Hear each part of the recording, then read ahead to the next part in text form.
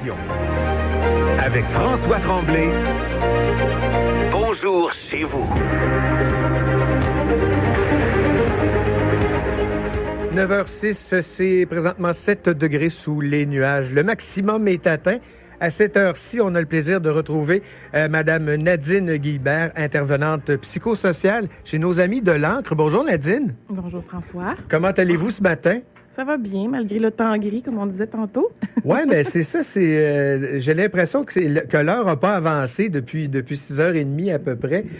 Aujourd'hui, on a un sujet important qui est sur l'importance de se ressourcer chez les personnes en fait, quand on est quelqu'un qui accompagne un proche qui vit avec des différentes problématiques de santé mentale, ces gens-là doivent avoir une zone, des moments, ou en tout cas, il y a plusieurs façons de faire. D'ailleurs, vous allez nous les...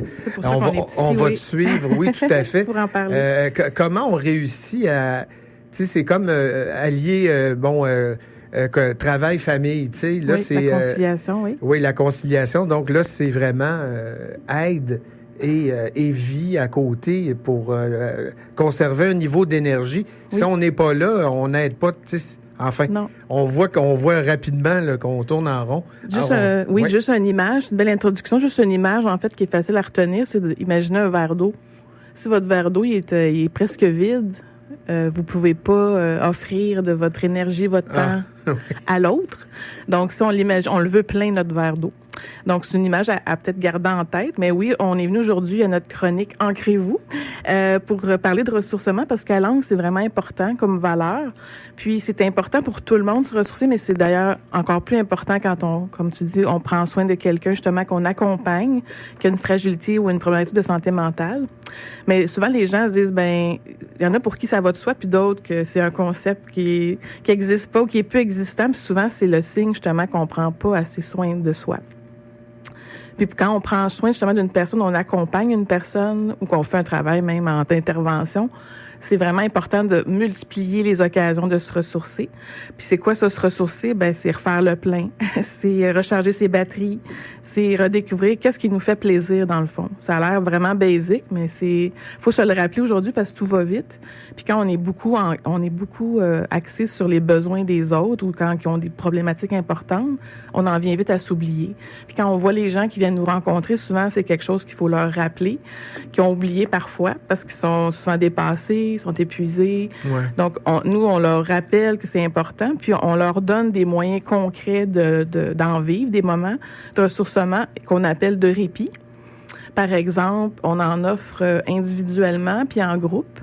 Je donne un exemple. En groupe, par exemple, des fois, on organise des activités comme un souper-spectacle, un souper-conférence, des moments pour des sorties, des moments pour se ressourcer, une activité artistique pour changer vraiment d'air et aussi aller chercher d'autres, tu sais, changer le décor. Là. Oui, c'est ça, pour faire de la place, parce que c'est important si on est vraiment, comme on dit, axé sur la problématique de l'autre, on est dans les demandes, on sait plus trop. Dans le fond, ce que ça fait chez la personne, c'est que ça nous rend plus forts, plus équilibrés, plus en mesure d'être connecté à soi. À ce moment-là, on est plus en mesure de connecter à l'autre. Puis de pouvoir aussi, quand on est connecté à soi, s'arrêter à un moment donné pour dire, hey, là, je pense que j'ai dépassé mes limites. Parce qu'on est beaucoup là-dedans, nous, à justement... Le verre est presque vide. C'est ça. Avant que ça devienne vide, il faut agir, dans le fond. Dans le fond, les gens, des fois, ils disent, là, je pars de loin, je sais pas par où commencer. Dans le fond, juste peut-être commencer par... Ça a l'air aussi simple que de dire, je vais m'arrêter quelques minutes, puis je vais juste prendre des bonnes respirations. Puis juste ça, se connecter à soi, ça a l'air de rien, mais ça aide beaucoup à commencer quelque part. Puis après ça en vient à dire, qu'est-ce qui me fait plaisir? Qu'est-ce que ça fait longtemps que j'ai pas fait? Ça prend, c'est sûr, une meilleure connaissance de soi-même pour faire ça. Puis si on est à court d'idées, des fois, on peut venir nous voir justement pour en parler puis prendre le temps de voir qu'est-ce qui pourrait être aidant. Puis dans les autres moyens qu'on offre aussi en individuel, par exemple, à l'Ancre, quelqu'un qui est membre ou client chez nous peut avoir accès comme à des moments de détente. On peut offrir un massage. On a des budgets comme pour ça. Ça que c'est vraiment intéressant pour les personnes qui vivent des situations lourdes, qui ont un fardeau parfois, puis que c'est des situations de crise, peuvent, en discutant avec nous autres, voir qu'est-ce qui serait le plus approprié pour eux, puis leur offrir des moments, soit une sortie culturelle, une formation, une petite retraite. On a déjà envoyé une personne, par exemple, au monastère des Augustines, vivre un petit moment pour soi. Fait que c'est vraiment très apprécié, mais c'est pas tout le monde qui le sait. Fait que c'est pour ça que je me disais, on pourrait en profiter pour en parler, justement, à notre chronique. Surtout parce que c'est important, d'abord, pour soi-même, puis pour éviter l'épuisement. Parce que comme proche qui accompagne, c'est souvent le lot de la majorité des gens. Fait que faut vraiment pas oublier plutôt de prendre soin de soi puis de remplir notre verre d'eau. C'est comme pas oublier d'aller faire le plein d'essence, pour continuer d'avancer. Sinon, notre tableau de bord va allumer. Absolument, c'est ce qui m'a popé à l'esprit. Là. Oui, c'est une belle image aussi. Il faut se rappeler parce que des fois, on oublie, puis c'est la première affaire des fois qu'on met de côté, de s'occuper de soi-même, dans nos besoins de base. Bien dormir, bien manger, tu sais. Tout ça, c'est la base. Des fois, on le répète, on se le dit plus, mais c'est vraiment ça le secret. Puis après ça, se permettre des moments, quelques minutes. Décrocher complètement, faire autre chose qui va nous nourrir, puis qui va nous faire du bien, puis qui va nous permettre d'être disponible pour les autres. Fait que c'est un peu l'esprit du pourquoi c'est important. Est-ce qu'il me reste encore quelques minutes? Absolument. Oui. Donc, c'est ça. Dans le fond, je voulais rappeler que c'est pour les gens qui sont membres, qui sont clients aussi, qui voudraient devenir peut-être également, qui sont en suivi actif avec nous, puis auxquels ils ont accès, puis qui peuvent discuter avec leur intervenante pour voir ça serait quoi qui serait le plus approprié. Parce que c'est toujours un bon moment. Parce que c'est ça, vous avez une gamme, là. Vous avez vous avez un coffre d'outils assez bien garni. Oui, pour offrir des moments de répit. Dans le fond, c'est un de nos services importants. Puis, on parlait de l'automne tantôt, mais moi, je trouve que l'automne, l'hiver, c'est toujours, il me semble que c'est une période qui est plus appropriée, pour vivre plus de l'introspection, des moments d'intériorité, de se questionner un peu, de se questionner sur soi-même. C'est bon à tout moment, mais il me semble que c'est encore plus approprié, ce moment-là, vers lequel on s'en va bientôt, qui est à nos portes. Puis qui est un moment, des fois, quand c'est plus sombre, c'est plus difficile parfois pour notre humeur.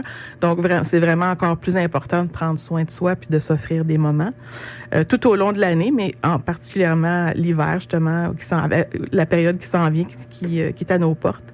Donc, pourquoi ne pas commencer maintenant? Puis, si les gens, des fois, ne savent pas, ils peuvent nous contacter, puis de ne pas attendre trop longtemps non plus avant de demander. Comme on rappelle, nous, notre mission, c'est d'accompagner puis soutenir les gens qui ont une problématique, justement, ou une fragilité de santé mentale. C'est pas nécessaire d'avoir un diagnostic ou d'avoir une référence. On peut nous contacter tout simplement, puis nous, on fait une évaluation quand on se questionne sur notre proche qui aurait peut-être une problématique.